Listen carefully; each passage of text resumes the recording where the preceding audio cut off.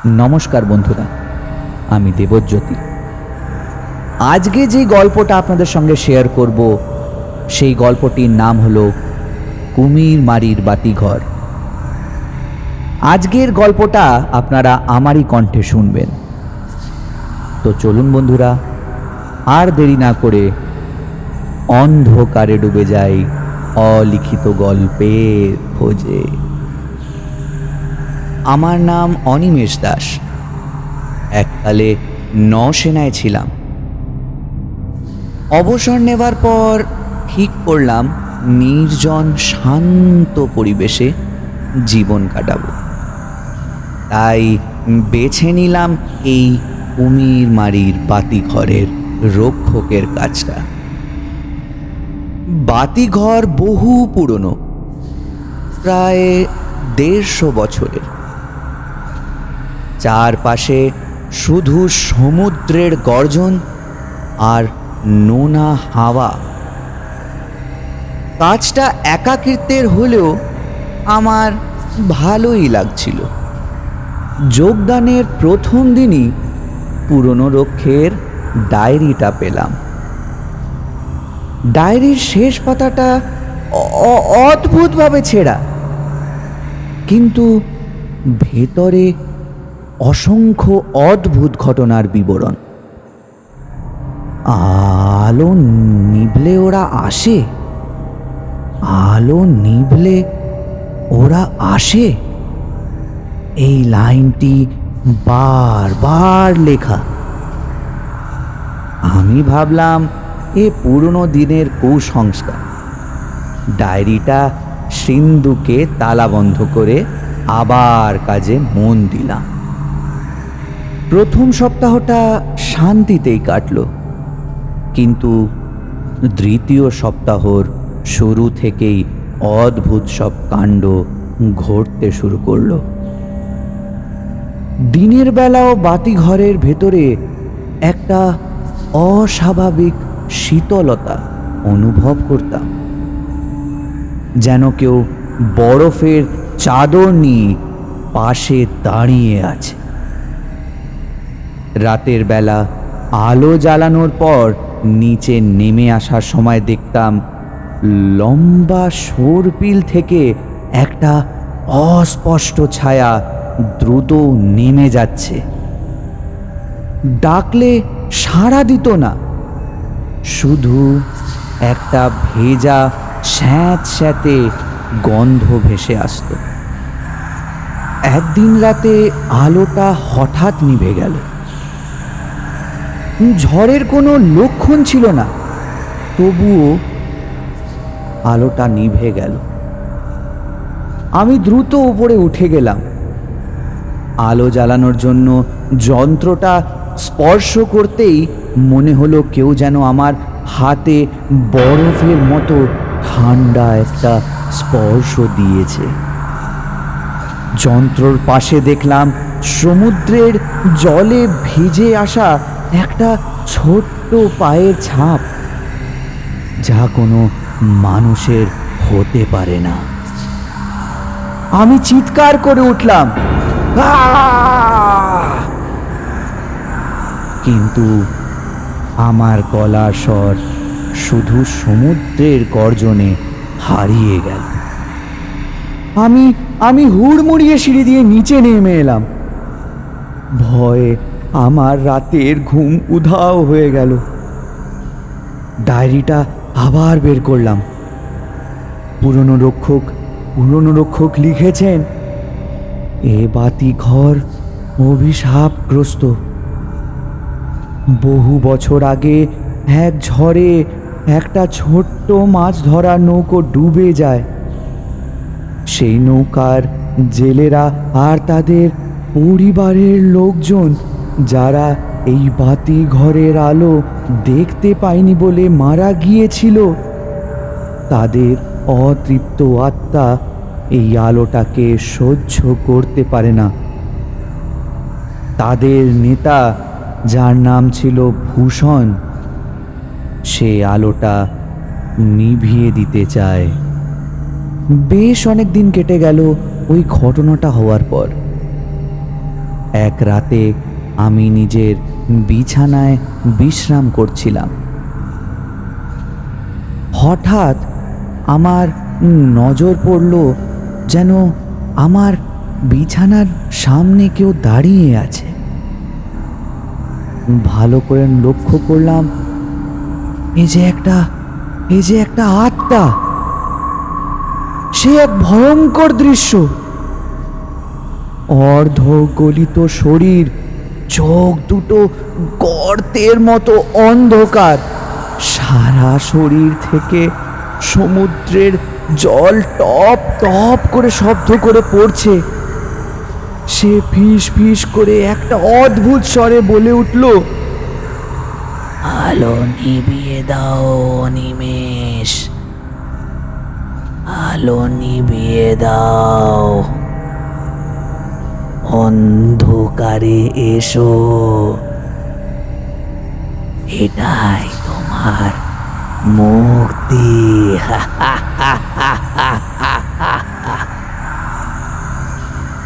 আমি বুঝে গেলাম হে ভূষণের আত্মা। আমি জ্ঞান হারাই। তারপর এক রাত আমি আলোর সজ্জা পরীক্ষা করছিলাম। তখন দেখি আবার সেই আত্মা, ভূষণের আত্মা। সেই আত্মা আমার দিকে এগিয়ে আসতে লাগলো। তার ভেজা হাতের স্পর্শ আমার গায়ে লাগতেই মনে হলো আমার প্রাণ শক্তি শুষে নিচ্ছে সে।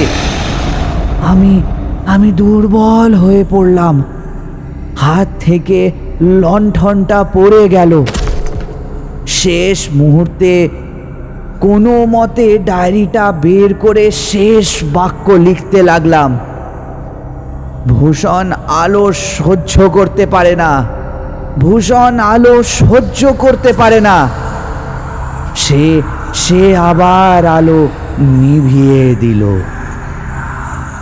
বেশ অনেক দিন রেডিওতে অনিমেষ দাসকে না পাওয়ায় বাতিঘরের পরিদর্শক আর ডাক্তার সেখানে এলেন। ভাবলেন তার বোধহয় শরীর খারাপ, কিন্তু তানারা ওখানে এসে যা দেখলেন তাতে তাদের গা শিউরে উঠল। তারা দেখলেন অনিমেষ দাস সিঁড়িতে পড়ে আছে, তার চোখ দুটো খোলা। যেন ভয়ঙ্কর দৃশ্য দেখে সে স্থির হয়ে গেছে। ডাক্তার বলল হার্ট অ্যাটাক, কিন্তু পরিদর্শকের সন্দেহ হলো। তার ডায়েরিটা অবশ্য খুঁজে পাওয়া গেল না, কিন্তু তার মনে সংশয় রয়ে গেল। অনিমেষের মৃত্যুর পর কিছুদিন বাতিঘরটা বন্ধ ছিল। এরপর নতুন রক্ষক হিসাবে যোগ দিল রতন মাঝি। রতন এই ঘটনার কিছুই জানতো না, আর সে এটাও জানতো না যে কি অপেক্ষা করে আছে এই বাতিঘরে তার জন্য। একদিন বাতিঘর পরিষ্কার করতে গিয়ে রতন পুরনো সিন্দুকটার আড়ালে অনিমেষের ডায়েরিটা খুঁজে পেল। কৌতূহল হয়ে সে ডায়েরিটা পড়তে শুরু করলো। যত পড়ছে তত তার গা শিউরে উঠছে, কিন্তু সে তখনও বিশ্বাস করেনি যা ঘটেছে আগেকার রক্ষকের সঙ্গে। রাত তখন 2টো। বাতিঘরের তীব্র আলো সমুদ্রের ওপরে পড়ছে। রতন তখন নিচে নিজের ঘরে ঘুমোচ্ছিল। হঠাৎ বাতিঘরের আলোটা ধপ করে নিভে গেল। রতন উঠে বসতেই দেখল তার দরজার সামনে একটা ছায়া মূর্তি। সে ভূষণ। ভূষণ ভেজা শীতল স্বরে বলে উঠল, তুমি কি নতুন রক্ষক? ডায়েরিটা পড়েছ? খুব ভালো করেছ। এবার আলোটা আবার নিভিয়ে দাও তো দেখি, আবার আলোটা নিভিয়ে দাও তো দেখি।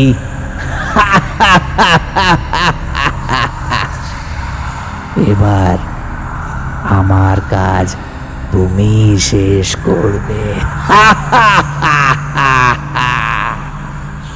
রতন ভয়ে জমে গেল। সে তার ঘর থেকে পালাতে পারল না। ভূষণের হিম শীতল স্পর্শে তার শরীর অবশ হয়ে গেল। অনিমেষের ডায়েরি হাতে নিয়ে সে এখন বাতি ঘরের অন্ধকার ফাঁদে বন্দী। সে পালাতে চাইলেও পালাতে পারবে না, কারণ বাতি ঘরের আলো নিভে গেছে আর ভূষণের আত্মা এখন তার নতুন সঙ্গীকে পেয়ে গেছে। ভূষণ এখন আলোর বিরুদ্ধে কাজ শেষ করবে,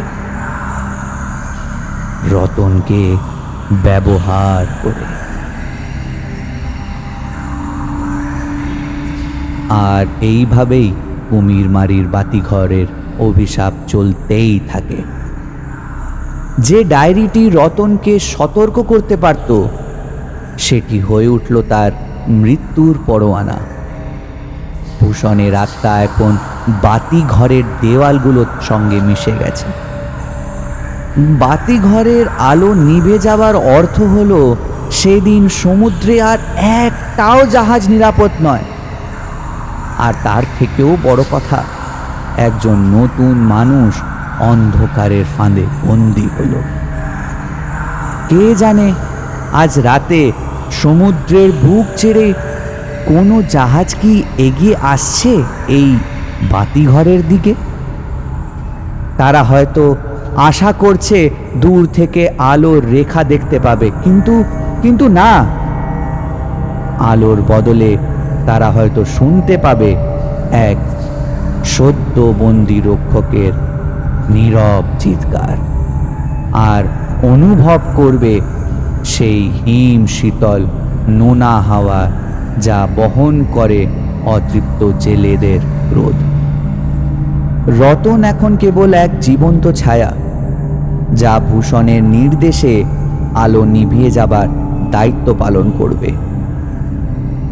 তার ডায়েরি হয়তো লুকিয়ে থাকবে কোনো কোণে, অপেক্ষা করবে আরও এক নতুন রক্ষের জন্য, যে কোনো দিন আলো জ্বালাতে এসে সেই ডায়েরিটা পড়ে ওখানে তার পরবর্তী শিকার হয়ে উঠবে। কুমিরমারি বাতিঘরের আলো কখনোই পুরোপুরি নেবে না, শুধু তার রক্ষকরা বদলে যায়, আর আলোর প্রহরীরা হয়ে ওঠে অন্ধকারের দাস। তো এই ছিল বন্ধুরা আজকের গল্প। যদি আপনাদের এই গল্পটা ভালো লেগে থাকে তো অবশ্যই একটা লাইক, শেয়ার আর সাবস্ক্রাইব করে দেবেন আমাদের চ্যানেলকে। তো চলুন বন্ধুরা, আবার দেখা হবে অন্য কোনো ভয়ের এপিসোডে। ততক্ষণ ভালো থাকবেন, সুস্থ থাকবেন। শুভরাত্রি।